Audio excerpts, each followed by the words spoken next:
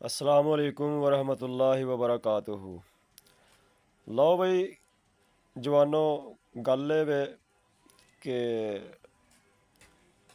ਅਸੀਂ ਆਪਣੇ ਚੈਨਲ ਦੇ ਉੱਤੇ ਆਮ ਤੌਰ 'ਤੇ ਸ਼ਹਿਰਾਂ ਦਾ ਟੂਰ ਤੁਹਾਨੂੰ ਵਿਖਾਉਂਦੇ ਰਹੇ ਹਾਂ। ਅੱਜ ਯਾਰ ਦਿਲ ਕੀਤਾ ਵੇ ਕਿ ਇਹ ਇੱਕ ਕਿਤਾਬ ਮਿਲੀ ਏ, ਇਹ ਬਹੁਤ ਪੁਰਾਣੀ ਏ। ਇਹਦੀ ਹਾਲਤ ਵੀ ਤੁਸੀਂ ਵੇਖ ਸਕਦੇ ਹੋ। ਇਹਦੇ ਚੰਦ ਵਰਕੇ ਮੈਨੂੰ ਮਿਲੇ ਨੇ। ਇਹ ਸਾਡੀ ਬਦਕਿਸਮਤੀ ਸਮਝੋ ਕਿ ਅਸੀਂ ਆਪਣੇ ਵਾਲਦ ਸਾਹਿਬ ਦੀ ਇਹ ਕਿਤਾਬ ਨੂੰ ਸਾਂਭ ਨਹੀਂ ਸਕੇ। ਉਹਨਾਂ ਦੇ ਕੋਲ ਸੀ ਜਦੋਂ ਕਮ ਅਜ਼ ਕਮ ਨਾ ਇਹ ਮੁਕੰਮਲ ਹੈ ਸੀ, ਅਤੇ ਉਸ ਤੋਂ ਬਾਅਦ ਆ ਗਈ ਸਾਡੀ ਵਾਰੀ, ਅਤੇ ਅਸਾਂ ਫਿਰ ਕਾਫੀ ਅਰਸਾ ਤੱਕ ਤੇ ਇਹਨੂੰ ਮਹਿਫੂਜ਼ ਕਰਕੇ ਰੱਖਿਆ, ਲੇਕਿਨ ਫਿਰ ਵਕਤ ਦੇ ਨਾਲ ਨਾਲ ਭੁੱਲ ਗਏ। ਲੇਕਿਨ ਅਲਹਮਦੁਲਿਲਾ ਅੱਜ ਵੀ ਇਹ ਤੁਹਾਨੂੰ ਮੈਂ ਵਿਖਾ ਦਿੰਦਾ, ਕੋਈ 4-5 ਕਿਤਾਬਾਂ ਪਈਆਂ ਨੇ ਪੰਜਾਬੀ ਦੀਆਂ ਜਿਹੜੀਆਂ ਹੁਣ ਵੀ ਮੇਰੇ ਕੋਲ ਮੌਜੂਦ ਨੇ, ਲੇਕਿਨ ਅੱਗੋਂ ਇਹਦੇ ਕੁਝ ਚੰਦ ਵਰਕੇ ਰਹਿ ਗਏ ਨੇ। ਇਹ ਕਿਤਾਬ ਦਾ ਨਾਮ ਹੈ ਅਸਲ 'ਚ, ਤੁਸੀਂ ਉੱਤੇ ਵੇਖ ਸਕਦੇ ਹੋ, ਸ਼ਾਹਨਾਮਾ ਮਿਸਰ।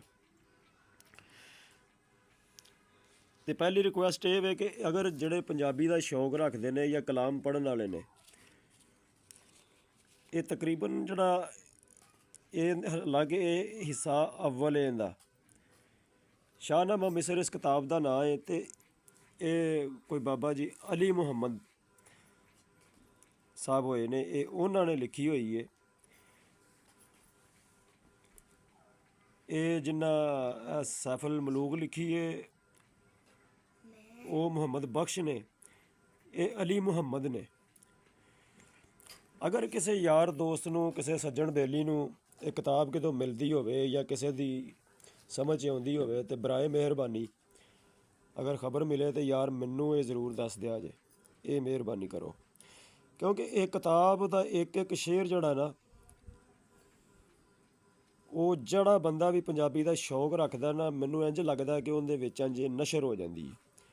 ਵਾਲਦ ਸਾਹਿਬ ਕਦੀ ਘਰ ਪੜ੍ਹਦੇ ਹੁੰਦੇ ਹਨ, ਅਤੇ ਉਹਨਾਂ ਦੇ ਕੋਲ ਮੈਂ ਵੀ ਕਦੀ ਬਹਿ ਕੇ ਨਾ ਇਹ ਪੜ੍ਹ ਲੈਂਦਾ ਸਾਂ। ਫਿਰ ਥੋੜ੍ਹੀ ਬਹੁਤ ਕੋਈ ਤਰਜ਼ ਲਾਉਣ ਦੀ ਜਾਚ ਵੀ ਸੀ, ਲੇਕਿਨ ਉਹ ਫਿਰ ਵਕਤ ਗੁਜ਼ਰਿਆ ਅਤੇ ਭੁੱਲ ਭੱਲ ਗਏ। ਲੇਕਿਨ ਮੈਂ ਤੁਹਾਨੂੰ ਨਾ ਇਹਦਾ ਨਾ ਸਾਦਗੀ ਦੇ ਵਿੱਚ ਹੀ ਇਹਦੇ ਸ਼ੇਰ ਜਿਹੜੇ ਨਾ ਇੱਕ ਇੱਕ ਪੈਰਾ ਜਿਵੇਂ ਜਿਵੇਂ ਇਹਦੀਆਂ ਸੁਰਖੀਆਂ ਲਿਖੀਆਂ ਹੋਈਆਂ ਨੇ, ਉਸੇ ਤਰੀਕੇ ਦੇ ਨਾਲ ਹੀ ਮੈਂ ਤੁਹਾਨੂੰ ਇਹ ਸੁਣਾਵਾਂਗਾ। ਅਤੇ ਬਾਰ ਬਾਰ ਮੈਂ ਰਿਕੁਐਸਟ ਕਰਾਂਗਾ ਕਿ ਜਿਸ ਬੰਦੇ ਨੂੰ ਵੀ, ਕਿਸੇ ਨੂੰ ਵੀ ਪੰਜਾਬੀ ਨੂੰ, ਬੜੇ ਬੜੇ ਸ਼ਾਇਰ ਨੇ ਪੰਜਾਬੀ ਦੇ ਵੀ, ਅਤੇ ਸ਼ੌਕ ਰੱਖਣ ਵਾਲੇ ਲੋਕ ਵੀ, ਜਿਹੜੇ ਸੁਣਨ ਵਾਲੇ ਵੀ ਨੇ, ਉਹ ਜਿਹੜੇ ਨਾ ਉਹ ਇਸ ਕਿਤਾਬ ਦੇ ਅਗਰ ਕਿਸੇ ਦੀ ਵੀ ਦਸਤਰਸ ਦੇ ਵਿੱਚ ਹੋਵੇ ਅਤੇ ਉਹ ਇਹਨੂੰ ਪੜ੍ਹੋ। ਅਤੇ ਮੈਨੂੰ ਉਮੀਦ ਹੈ ਕਿ ਇਨਸ਼ਾ ਅੱਲਾ ਜਦੋਂ ਤੁਸੀਂ ਇਹਨੂੰ ਸੁਣੋਗੇ ਨਾ, ਇਹਦੇ ਸ਼ੇਰ ਇੱਕ ਆਮ ਮੇਰੇ ਸਾਦੇ ਜਿਹੇ ਤਰੀਕੇ ਦੇ ਨਾਲ, ਅਤੇ ਤੁਸੀਂ ਇਸ ਚੈਨਲ ਨੂੰ ਜ਼ਰੂਰ ਸਬਸਕ੍ਰਾਈਬ ਵੀ ਕਰੋਗੇ, ਕਮੈਂਟ ਵੀ ਕਰੋਗੇ ਅਤੇ ਲਾਈਕ ਵੀ ਕਰੋਗੇ। ਬਾਕੀ ਅਗਲੀਆਂ ਗੱਲਾਂ ਤਾਂ ਫਿਰ ਰੱਬ ਜਾਣਦਾ। ਉਹ ਜੀ ਲਿਖਣ ਵਾਲਿਆਂ ਲਿਖਿਆ ਹੋਇਆ, ਵੈਸੇ ਤੁਹਾਡੇ ਸਾਹਮਣੇ ਵੀ ਆ ਰਿਹਾ ਕਿ ਸਾਫ਼ ਸਾਫ਼ ਮਜ਼ੇਦਾਰ ਸ਼ੇਰ ਲਿਖਾਂ, ਤਬਾ ਸੁਣਦਿਆਂ ਸਾਰ ਮਸਰੂਰ ਹੋਵੇ। ਪਾਣੀ ਮਿਲੇ ਈਮਾਨ ਦੇ ਬੂਟਿਆਂ ਨੂੰ, ਰੋਸ਼ਨ ਦਿਲਾਂ ਅੰਦਰ ਸ਼ਮਾ ਨੂਰ ਹੋਵੇ ਨਜ਼ਮ ਬਲਾਗਤਾਂ ਵਿੱਚ ਗੁੱਦੀ, ਸਤਰ ਸਤਰ ਵਿੱਚ ਅਦਬ ਭਰਪੂਰ ਹੋਵੇ। ਮਤਲਬ ਸਾਫ਼ ਕਲਾਮ ਦੇ ਸਿਲਸਿਲੇ ਦਾ ਸੁਣਨ ਵਾਲਿਆਂ ਪਾਸ ਜ਼ਹੂਰ ਹੋਵੇ। ਪੜ੍ਹੇ ਪੜ੍ਹਨ ਵਾਲਾ, ਸੁਣੇ ਸੁਣਨ ਵਾਲਾ, ਸੁਣ ਲੁਤਫ ਅੰਦਰ ਚਕਨਾ ਚੂਰ ਹੋਵੇ। ਪੜ੍ਹਦੇ ਪੜ੍ਹ ਥੱਕਣ, ਸੁਣਦੇ ਸੁਣ ਅੱਕਣ, ਜ਼ੌਕ ਫੇਰ ਵੀ ਦਿਲੋਂ ਨਾ ਦੂਰ ਹੋਵੇ। ਕੀ ਲੋੜ ਬਾਰੀਕੀਆਂ ਵਿੱਚ ਪੈ ਕੇ ਬੰਦਾ ਅਸਲ ਮੁਰਾਦ ਤੋਂ ਦੂਰ ਹੋਵੇ। ਐਸਾ ਸ਼ੇਰ ਕਿ ਲਿਖਣਾ ਸੁਣਨ ਵਾਲਾ, ਜਿਹਦੇ ਸਮਝਣੇ ਤੋਂ ਮਜਬੂਰ ਹੋਵੇ। ਕਿਉਂ ਡੁੱਬੀਏ ਬਹਿਰ ਅਮੀਕ ਅੰਦਰ, ਜਿੱਥੇ ਗੁੰਮ ਪ੍ਰਵਾਜ਼ ਸ਼ਊਰ ਹੋਵੇ। ਆਮ ਫਹਿਮ ਨਾ ਕਰਨ ਪਸੰਦ ਉਹਨੂੰ, ਕਿਉਂ ਜੋ ਵਿੱਚ ਸਵਾਦ ਫਤੂਰ ਹੋਵੇ। ਨਾ ਚੀਜ਼ ਦਾਏ ਨਾ ਚੀਜ਼ ਤੋਹਫਾ, ਸ਼ਾਲਾ ਵਿੱਚ ਦਰਗਾਹ ਮਨਜ਼ੂਰ ਹੋਵੇ। ਲਿਖ ਅਲੀ ਮੁਹੰਮਦਾ ਸ਼ੇਰ ਥੋੜ੍ਹੇ, ਮਤਾਂ ਪਿਛਲਾ ਰੰਗ ਕਾਫੂਰ ਹੋਵੇ। ਲਓ ਜੀ, ਬਾਬਾ ਜੀ ਨੇ ਜਿਹੜੇ ਵੀ ਇਹ ਸ਼ਾਇਰ ਗੁਜ਼ਰੇ ਨੇ, ਉਹਨਾਂ ਲਿਖਣ ਵਾਲਿਆਂ ਨੇ ਨਾ ਇਹਦਾ ਸਟਾਰਟ ਬੰਨਿਆ। ਇਸ ਤੋਂ ਪਿੱਛੇ ਤੁਹਾਨੂੰ ਪਤਾ ਜ਼ਾਹਰ ਇੱਕ ਤਬਾਦ ਜਿਹੜੀ ਹੁੰਦੀ ਹੈ ਨਾ, ਉਹਦੀ ਇੱਕ ਤਮਹੀਦ ਬੰਨੀ ਹੋਈ ਹੁੰਦੀ ਹੈ, ਉਹਦੇ ਸਫਾਤ, ਉਹਦੀ ਥੋੜ੍ਹੀ ਬਹੁਤ ਤਫਸੀਲ ਲਿਖੀ ਹੋਈ ਹੁੰਦੀ ਹੈ। ਇੱਥੋਂ ਇਹਨਾਂ ਇਹ ਸ਼ੁਰੂ ਕੀਤਾ ਵੇ। ਇਸ ਤੋਂ ਪਹਿਲੇ ਜਿਹੜੇ ਸਫ਼ੇ ਨੇ ਨਾ, ਜਿਨ੍ਹਾਂ ਦੇ ਉੱਤੇ ਹਰ ਸ਼ਾਇਰ ਜੋ ਵੀ ਮੁਸਲਮਾਨ ਹੈ, ਪੰਜਾਬੀ ਹੈ, ਉਰਦੂ ਹੈ, ਇੰਗਲਿਸ਼ ਹੈ, ਲੇਕਿਨ ਮੁਸਲਮਾਨ ਹੈ, ਉਹ ਲਾਜ਼ਮੀ ਜਿਹੜਾ ਨਾ ਸਭ ਤੋਂ ਪਹਿਲਾਂ ਅੱਲਾ ਦੀ ਹਮਦ, ਫਿਰ ਆਪ ਸੱਲੱਲਾਹੁ ਅਲੈਹਿ ਵਸੱਲਮ ਦੀ ਨਾਜ਼ ਸ਼ਰੀਫ, ਫਿਰ ਘਰਾਨਾ ਪੰਜ ਤਨ ਪਾਕ ਦੀ ਤਾਰੀਫੋ ਤਮਹੀਦ ਕਰਦੇ ਨੇ। ਔਰ ਬਿਲਕੁਲ ਇਹ ਹਕੀਕਤ ਹੈ ਕਿ ਜਿੰਨਾ ਇਹਨਾਂ ਚੀਜ਼ਾਂ ਨੂੰ ਪਾਲਿਆ, ਉਹ ਹਕੀਕਤ ਨੂੰ ਸਮਝਣ ਵਾਸਤੇ ਉਹਨਾਂ ਦੇ ਲਈ ਨਾ ਆਸਾਨੀ ਹੋ ਜਾਂਦੀ ਹੈ। ਉਹ ਮੈਂ ਜਿੱਥੋਂ ਤੱਕ ਇਹ ਸਮਝਣਾ ਵਾ, ਮੈਂ ਤਾਂ ਇਹੋ ਹੀ ਵੇਖਿਆ ਵੇ। ਫਿਰ ਵੇਖੋ, ਇਹ ਜਿਹੜਾ ਨਾ ਜਿੰਨੀ ਵੀ ਇਹ ਕਿਤਾਬ ਲਿਖੀ ਹੈ, ਇਹਦੇ 'ਤੇ ਜਗ੍ਹਾ ਜਗ੍ਹਾ ਦੇ ਉੱਤੇ ਕੁਰਾਨ ਦਾ ਹਵਾਲਾ, ਕੁਰਾਨ ਪਾਕ ਦਾ ਹਵਾਲਾ ਦਿੱਤਾ ਹੋਇਆ, ਅਤੇ ਨਾਲ ਅਹਾਦੀਸ ਦਾ ਵੀ ਹਵਾਲਾ ਦਿੱਤਾ ਹੋਇਆ। ਅਗਾਂ ਸਮਝਣ ਵਾਲੇ ਦੀ ਆਪਣੀ ਮਰਜ਼ੀ ਹੈ, ਉਹ ਕੀ ਸਮਝਦਾ, ਲੇਕਿਨ ਅਸਲ ਦੇ ਵਿੱਚ ਇਹੋ ਹੀ ਹੈ ਕਿ ਇਹ ਇੱਕ ਕਿਸੇ ਵੀ ਚੀਜ਼ ਨੂੰ ਨਿਸ਼ਾਨਾ ਬਣਾ ਕੇ ਅਤੇ ਇਸਲਾਮ ਦਾ ਪ੍ਰਚਾਰ ਹੀ ਕੀਤਾ ਜਾਂਦਾ। ਇਹ ਕਿਤਾਬ ਜਿਹੜੀ ਨਾ, ਇਹ ਲਿਖੀ ਗਈ ਹੈ ਅਸਲ 'ਚ ਹਜ਼ਰਤ ਯੂਸਫ ਅਲੈਹਿਸਲਾਮ ਦੇ ਉੱਤੇ, ਜੋ ਉਹਨਾਂ ਦੀ ਹਜ਼ਰਤ ਯਾਕੂਬ ਅਲੈਹਿਸਲਾਮ ਦੇ ਖ਼ਾਨਦਾਨ ਦੀ ਜਿੱਥੋਂ ਇਬਤਦਾ ਹੋਈ ਹੈ। ਉਹਨਾਂ ਦੇ ਅੱਗੋਂ ਫਿਰ ਪੁੱਤਰ, ਉਹਨਾਂ ਤੋਂ ਬਾਅਦ ਫਿਰ ਹਜ਼ਰਤ ਯਾਕੂਬ ਅਲੈਹਿਸਲਾਮ ਨੇ ਸ਼ਾਦੀਆਂ ਕੀਤੀਆਂ, ਫਿਰ ਉਹਨਾਂ ਦੇ ਬੇਟੇ, ਫਿਰ ਅੱਗੋਂ ਯੂਸਫ ਅਲੈਹਿਸਲਾਮ ਪੈਦਾ ਹੋਏ। ਉਹਨਾਂ ਨੂੰ ਜੋ ਹਜ਼ਰਤ ਯੂਸਫ ਅਲੈਹਿਸਲਾਮ ਦੇ ਨਾਂ ਦੇ ਉੱਤੇ ਪਤਾ ਸੂਰਜ ਯੂਸਫ ਵੀ ਆਵੇ ਕੁਰਾਨ ਪਾਕ ਦੇ 12ਵੇਂ ਪਾਰੇ ਦੇ ਅੰਦਰ। ਵੇਖੋ ਇੱਥੇ ਅੱਗੇ ਇੱਕ ਹੋਰ ਇਲਤਮਾਸ ਤੋਂ ਬਾਅਦ ਉਹਨਾਂ ਕਿੱਥੋਂ ਫਿਰ ਅੱਗੇ ਇਬਤਦਾ ਕੀਤੀ ਹੈ। ਕਹਿੰਦੇ ਨੇ ਕਿ ਜ਼ਿਕਰ ਲਿਖਣੇ ਤੋਂ ਪਹਿਲਾਂ ਦਿਲ ਆਖੇ, ਖਾਨਦਾਨ ਦੇ ਕਦਰ ਕਮਾਲ ਦੱਸਾਂ, ਪੜ੍ਹਨ ਵਾਲਿਆਂ ਨੂੰ ਮਤਲਬ ਹੱਥ ਆਵੇ, ਯੂਸਫ ਨਬੀ ਦੇ ਕੁਝ ਅਹਵਾਲ ਦੱਸਾਂ, ਜਿਹੜੇ ਹੁਸਨ ਦੇ ਗੰਜ ਖੁਦਾ ਬਖਸ਼ੇ, ਦੱਸ ਉਹਨਾਂ ਦੀ ਕੀ ਮਿਸਾਲ ਦੱਸਾਂ, ਸ਼ਾਮਲ ਹਾਲ ਸ਼ਾਲਾ ਕਰਮ ਰੱਬ ਹੋਵੇ, ਦੱਸਾਂ ਗੱਲ ਜੋ ਲਾਜ਼ਵਾਲ ਦੱਸਾਂ।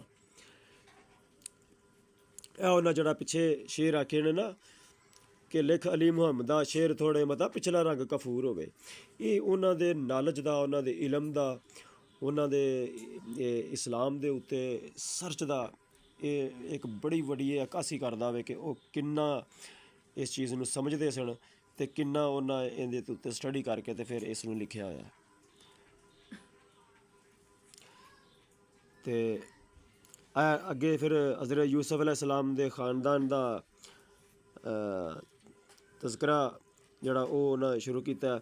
ਖ਼ਾਨਦਾਨ ਦਾ ਤਜ਼ਕਰਾ ਲਿਖਣੇ ਦੀ ਇੱਥੋਂ ਆਲਮਾਂ ਨੇ ਇਬਤਦਾ ਕੀਤੀ।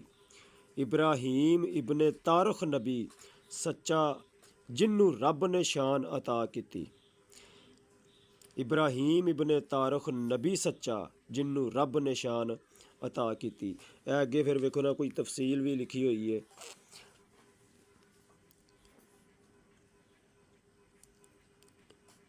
कि आज़र को हज़रत इब्राहीम अलैहिस्सलाम का बाप लिखा है, एक मशहूर और मुसलमा इख्तलाफ है, जिसकी सेहत एतकाद लफ्ज़ भी मिठे होए ने ना यार।